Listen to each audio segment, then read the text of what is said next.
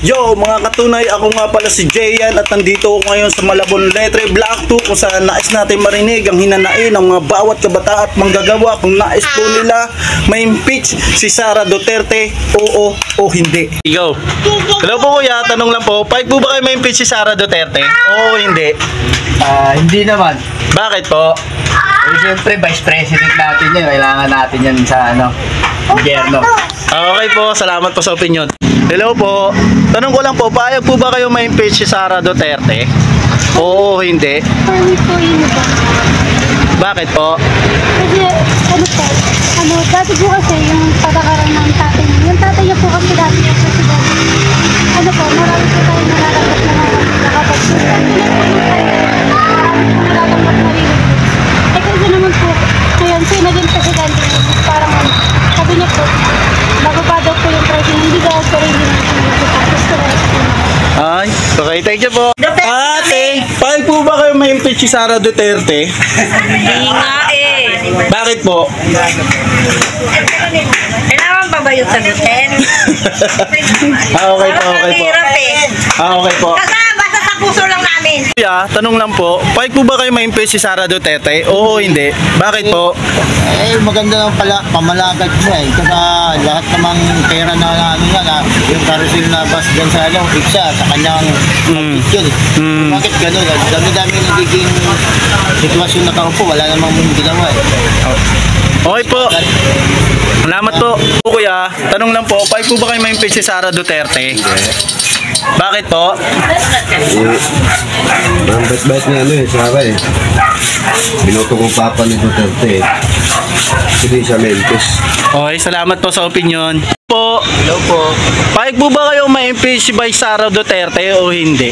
Para sa akin po hindi. Bakit po? Para sa akin mas gusto ko na ngayong taon tuwakbo siya sa pagiging Pangulo.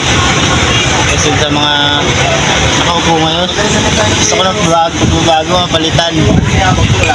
Thank you po. Hello po. Tanong lang po, pahig po ba kayo ma-impeach si Sara Duterte o hindi? Hindi! Bakit po? Vice President natin, saka maganda naman yung palakad niya. Okay po, salamat. Hello po. Pahig po ba kayo ma-impeach si Sara Duterte o hindi? Hindi, kasi malaki tulong niya sa mga kabataan. Yung libro niya, napakaganda.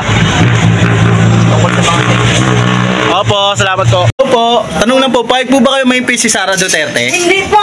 Bakit po? Kasi hindi naman dapat i-impeachment siya dahil napakabait ni Sara eh.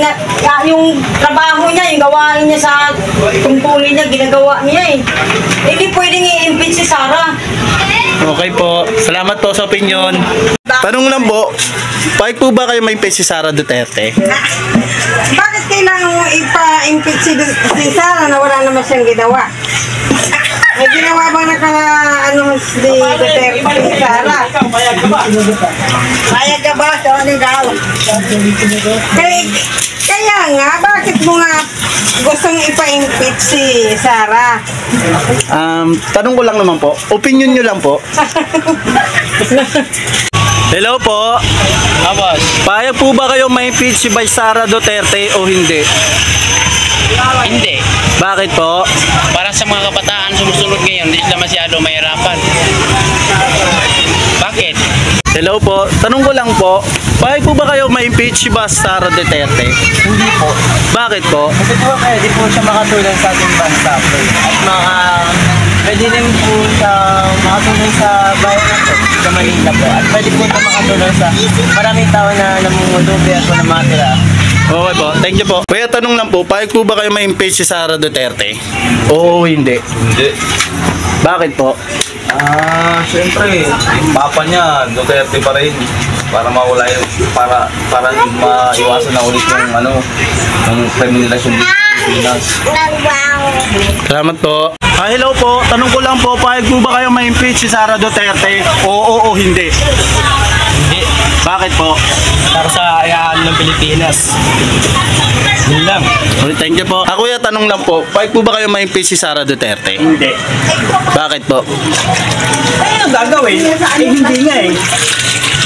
Hello po, payag po ba kayo ma-impeach si Vice Sara Duterte? Oo o hindi? Hindi po. Bakit po?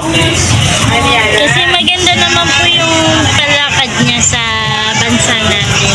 Naging maayos naman po yung palakad ng mga Duterte. Kaya para sa akin, hindi po dapat siya ma-impeach.